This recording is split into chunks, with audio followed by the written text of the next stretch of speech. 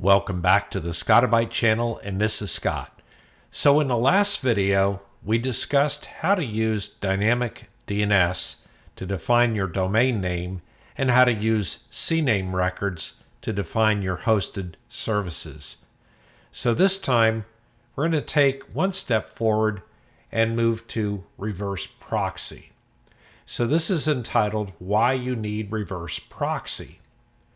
In the last video, we discussed or learned how a DDNS A record for your domain is important for self-hosted services, as I already mentioned.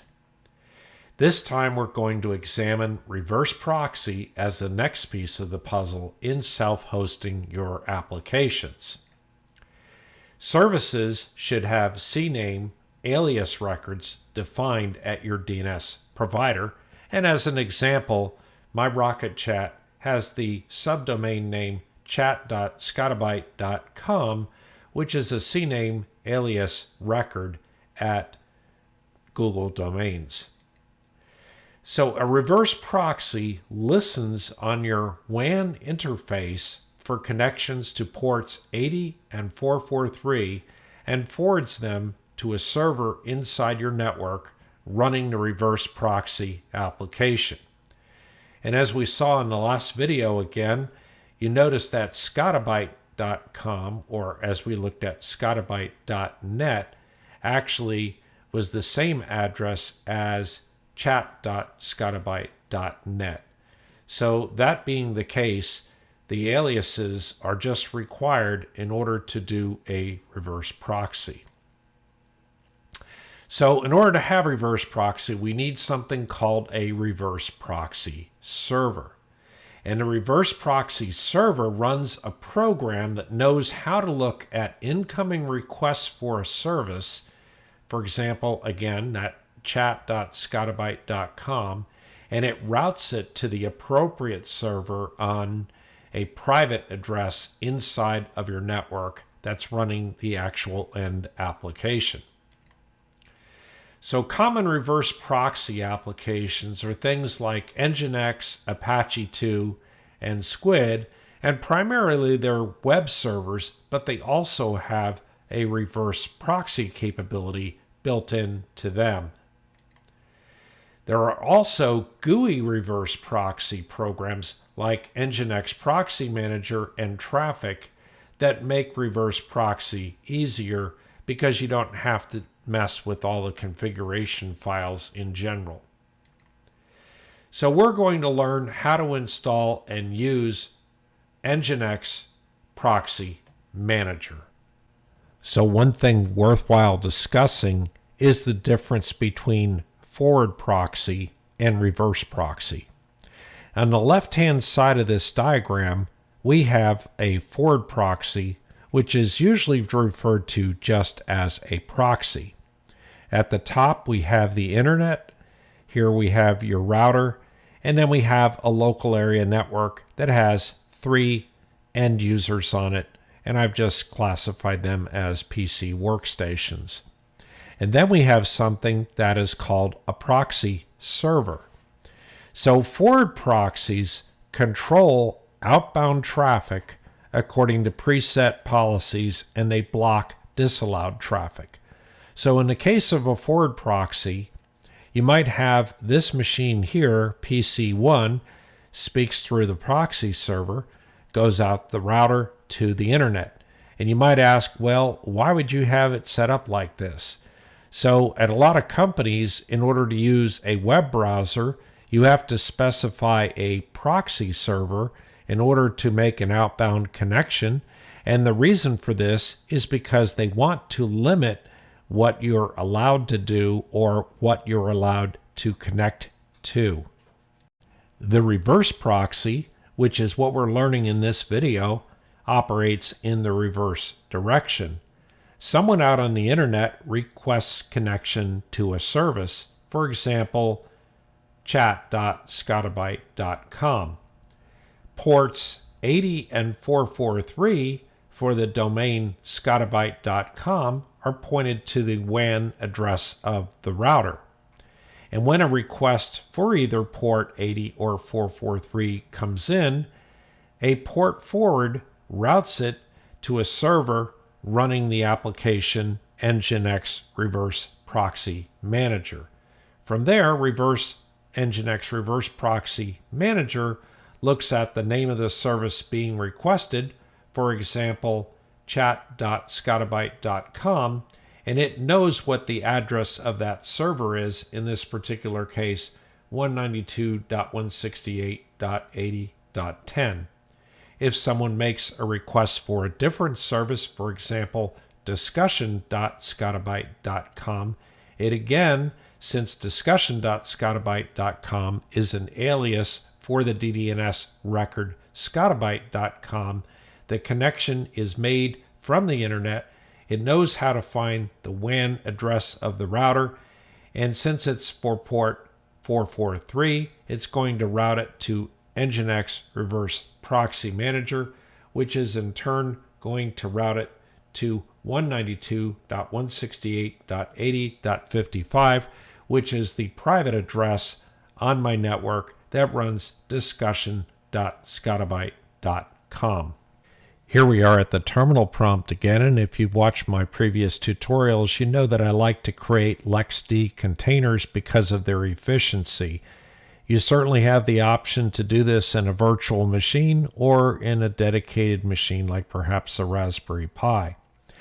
So in any case, I'm doing a LXC launch, Ubuntu :2204. I'm calling the name of my container npm.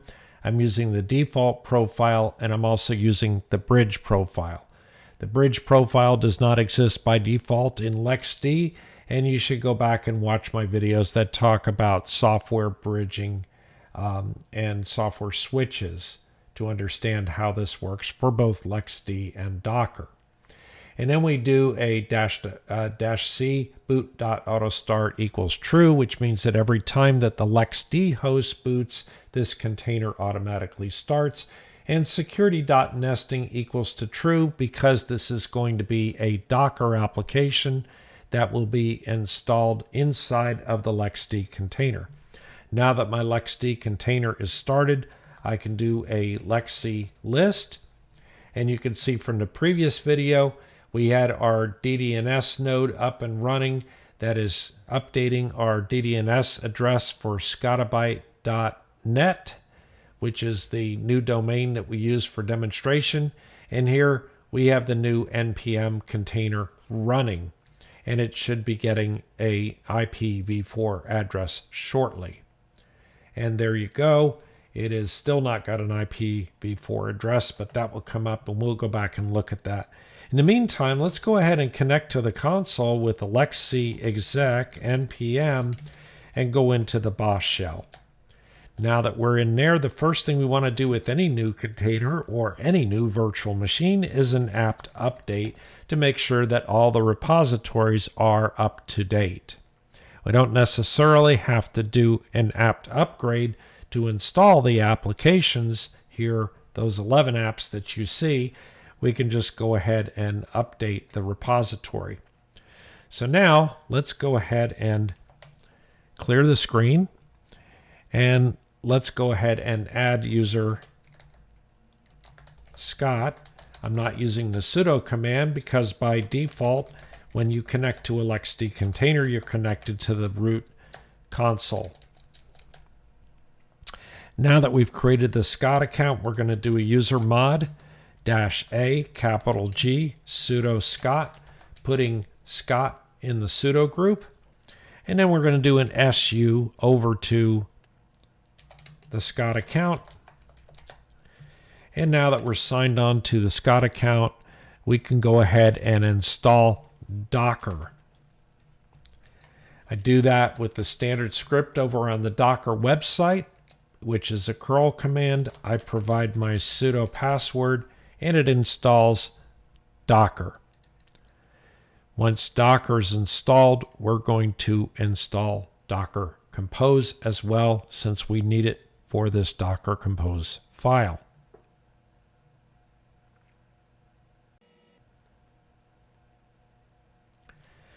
Now that Docker's installed, we install Docker Compose with a sudo apt install docker-compose.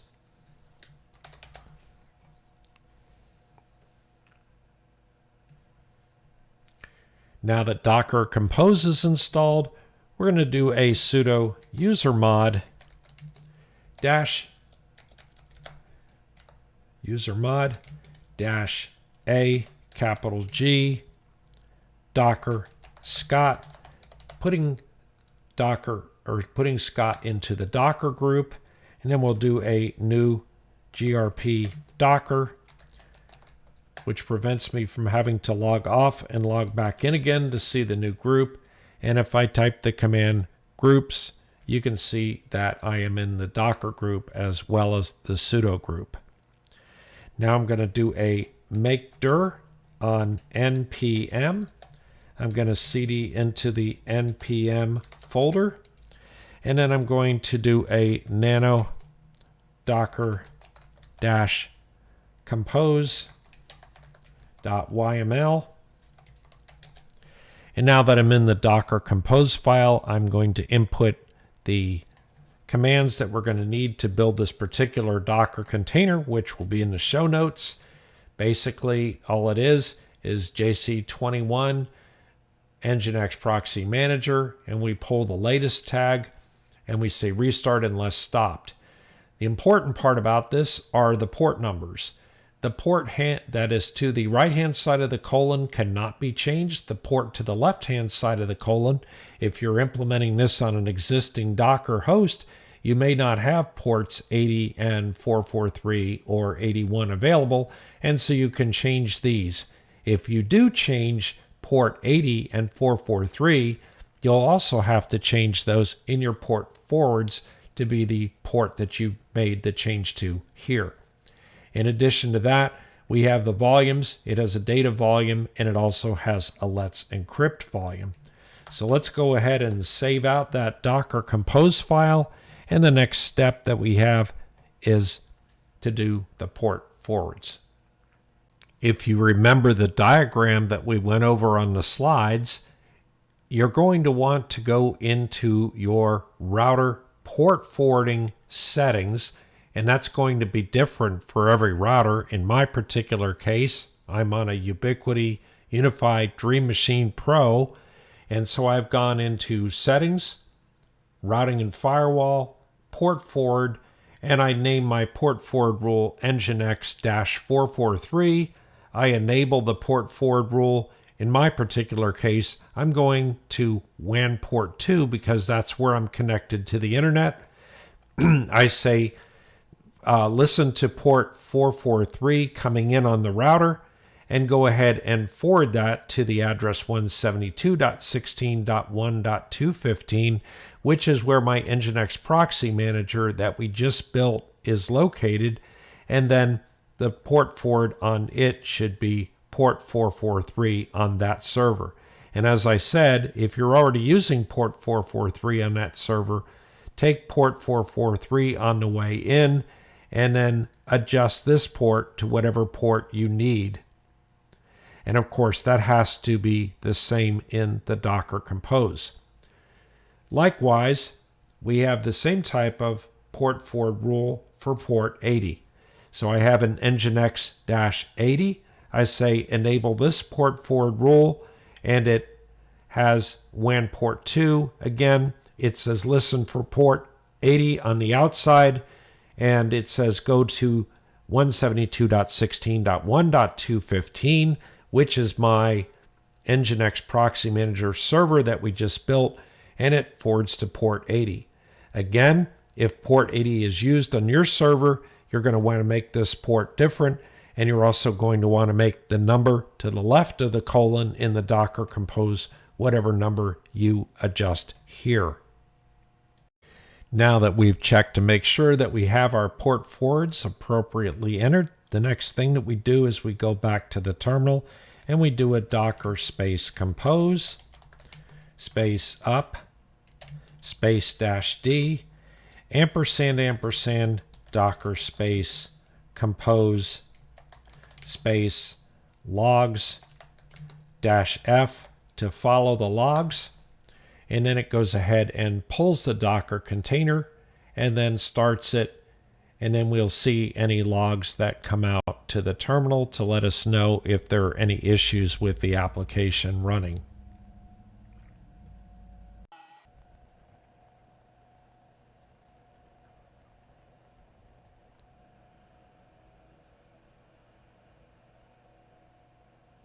Since I have an NginX Proxy Manager already running on my system, I created this one for purposes of the demonstration in this tutorial. If I go back and do a Lexi list, you can see that NPM is running at 172.16.1.117. And so that's going to be a little bit different for what we set the port forwards to, because the port forwards are set to my production version. In any case, I'm going to enter 172.16.1.117 :81 to indicate port 81, because port 81 is where the GUI is running. If we hit enter, we get the login prompt, and the initial username or email address is admin@example.com, and the initial password is change-me, all in lowercase. And we click sign in, and it should sign into the system. And the first thing it's going to do is give you an option to edit the user.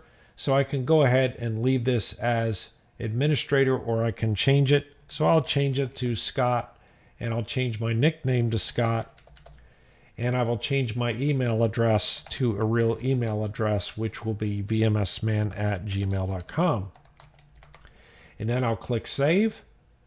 And then it asks me for the current password, which is change me. The new password is something unique that I can remember. And again, we have to put it in to confirm it. And we click save, and we're up and running a brand new instance of NginX Proxy Manager.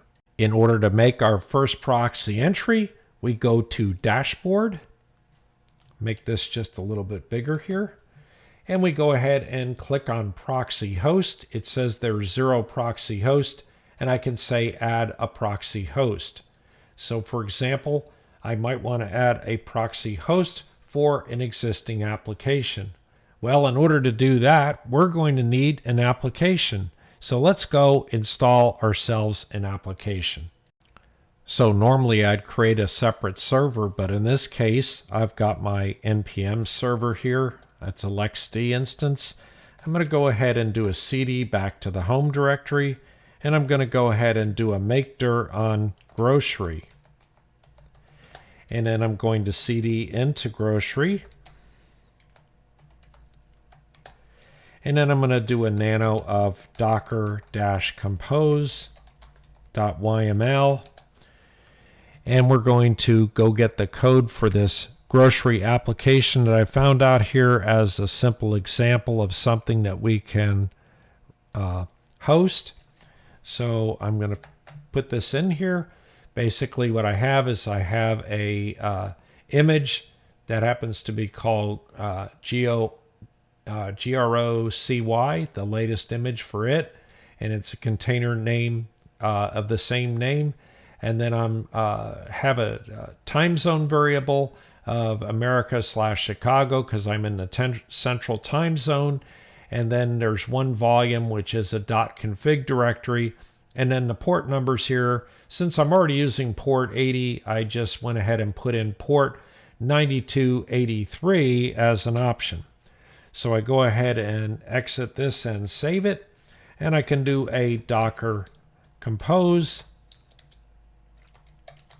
up-d, and then again ampersand docker compose logs-f to follow the logs. So it's going ahead and pulling the grocery application, which has a few pieces here. It's downloading those from the hub, and it's now creating the containers, and they're running. So here it says it's been successfully started. And if I go down here to my container directory, I know that we're using 117. So if I enter 172.16.1.117, but port number 9283, it should go into this app. And there you go, we're on the grocery app.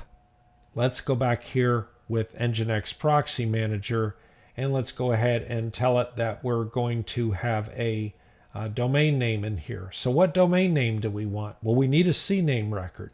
So that means that we have to go back over to domains.google.com and grant ourselves a CNAME record. So here's our place where we can enter custom records. I'm going to go ahead and name this one grocery. So it will be grocery.scotti-BYTE.net, and we're going to type in Scotti-BYTE.net is the alias. And so grocery.scotti-BYTE.net will point to Scotti-BYTE.net, which is exactly what we want, except that we need to set it up to be a CNAME record. Try this again. Scotti-BYTE.net. And we do a save. So now we have an alias over here. We have our dynamic DNS record from the previous video, which is Scotti-BYTE.net. And then we have the host name, which is a CNAME record, grocery.scotti-BYTE.net. So rather than disrupting all the running services that I currently have by using the demonstration version of NginX Proxy Manager, here I've entered my production version of NginX Proxy Manager, which, as you can see, at this point has 30 proxy hosts. I'm going to go up and say add a new proxy host, and we're going to make this one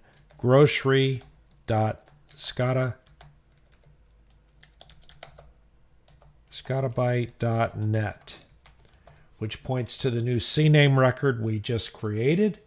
I tab to make that go in the field. My forward address on the local server would be 172.16.1.117. And then the forward port for that particular application, as you remember from the Docker Compose, was 9283. We want to say block common exploits. And usually I turn on WebSocket support because a lot of the current apps require WebSockets.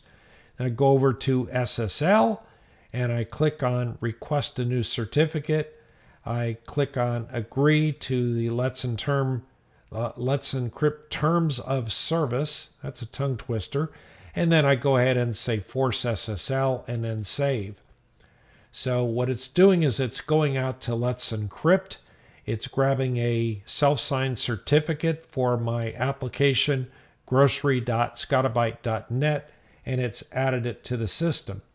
So if I go over here and edit it once again, you can see that it has got block common exploits. It's pointing to port 9283 on address 172.16.1.117, which is where that application is running. And it's got an SSL certificate of grocery.scotti-BYTE.net. So something I found is it's nice to have this force SSL turned on. And if you were watching very closely, you noticed I turned it on last time when we originally requested the certificate. But I find you have to go back in, edit it a second time, and go ahead and turn this on and do another save. And this time it actually saves it. Now, if I either go to grocery.scotti-BYTE.net or just simply click on it here, you'll see that it has the SSL lock up here, indicating that it is a secure connection to grocery.scotti-BYTE.net. Now, the username for this application is simply username out of the box, and admin is the out of the box password. And so I can say log in, and it says incorrect credentials. Let's try that again because that's what it says on the website. It says username and it says admin. All right, let's assume that they were incorrect. Let's type in admin and see if that works. And sure enough, that logs us in. So it does seem that admin username and admin password is the original password. And here we are with this recipe, or not recipe, but grocery store application. And it's got a lot of nice features on it. I'm not going to go over this app specifically, but I just wanted to show you this. Obviously, you'll be able to go out and do things like change your username and password for this app. You can also go out and I understand that it has a mobile app that can run on a phone as well. So I don't plan to keep this application in general, and I can go down here next to grocery.scotti-BYTE.net, click the three dots, and say delete this proxy entry. And then this is no longer accessible from the public internet. I can also go over to the SSL certificates tab at the top, and I can delete this certificate just to do some housekeeping. So I delete the certificate, and there we are back to where we started. And that just shows you how you can add an NginX Proxy Manager record and also how to delete one. So in summary, NginX Proxy Manager, or NPM for short, is a powerful front-end interface to routing your CNAME subdomains to internal home network server instances on your private address for your hosted applications. NPM also will allow the creation of Let's Encrypt self-signed certificates for SSL encrypted access of all of your services. And NPM also handles the automatic renewal of those Let's Encrypt certificates. NPM adds security to your publicly offered services by only exposing port 80 and 443 to the NPM server only. Anyway, that's it for today. Please subscribe and like to the channel, and don't forget to hit that notification bell, and we'll see you next time.